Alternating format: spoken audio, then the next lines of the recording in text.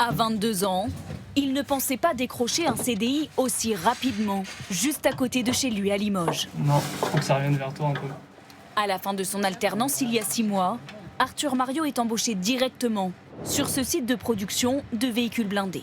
Aujourd'hui, l'industrie de la défense, c'est une industrie qui a de l'avenir, c'est certain, puisque avec la géopolitique qui se passe actuellement, c'est un secteur où il y aura toujours du travail.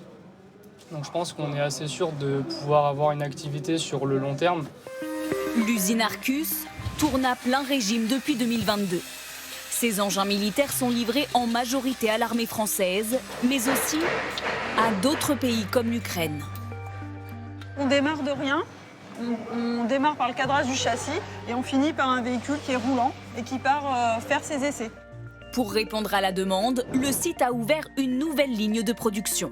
De quoi gagner en flexibilité, indispensable à l'heure où l'entreprise est sur le point de décrocher un contrat historique de 5 milliards d'euros. On a une ligne qui permet aujourd'hui de faire entre 2 et 5 véhicules par jour. On pourrait être en 2,8, en 3,8. Donc je dirais qu'on peut doubler aujourd'hui nos cadences par rapport à il y a 6 ans. L'usine de 300 salariés va ainsi pour la 3e année consécutive augmenter ses effectifs de 10%. Un paradoxe pour ces territoires, davantage habitués aux vagues de licenciements. Et ce n'est pas la seule usine d'armement dans ces départements du centre de la France à tirer l'économie vers le haut.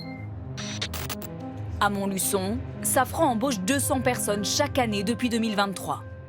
Ici, les machines tournent même 24 heures sur 24. Le besoin est tel que l'entreprise ne regarde même plus les CV des candidats. Seul prérequis, défense oblige, avoir un casier judiciaire vierge.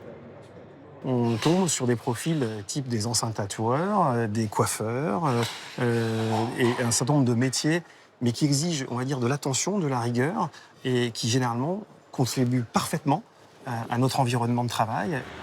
Une aubaine pour les salariés licenciés des industries aux alentours.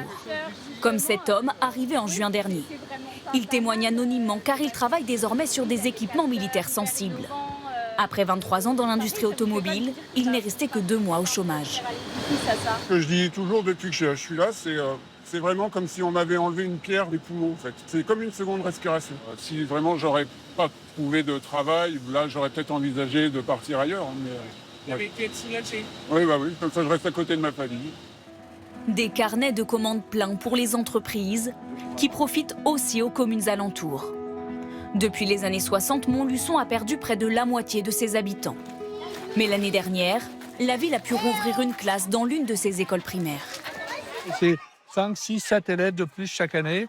Et on le voit aussi, ce phénomène, sur l'ensemble de la ville de Montluçon. Et puis on sent un dynamisme général parce que Safran, c'est un des éléments, mais c'est aussi un drapeau, un fer de lance. À partir du moment où on va avoir une entreprise, une industrie qui sera installée, ça va mécaniquement l'attirer à d'autres. Aujourd'hui, la France est le 2e plus gros exportateur d'armement au monde derrière les États-Unis. L'industrie de défense fait vivre plus de 200 000 personnes dans tout le pays.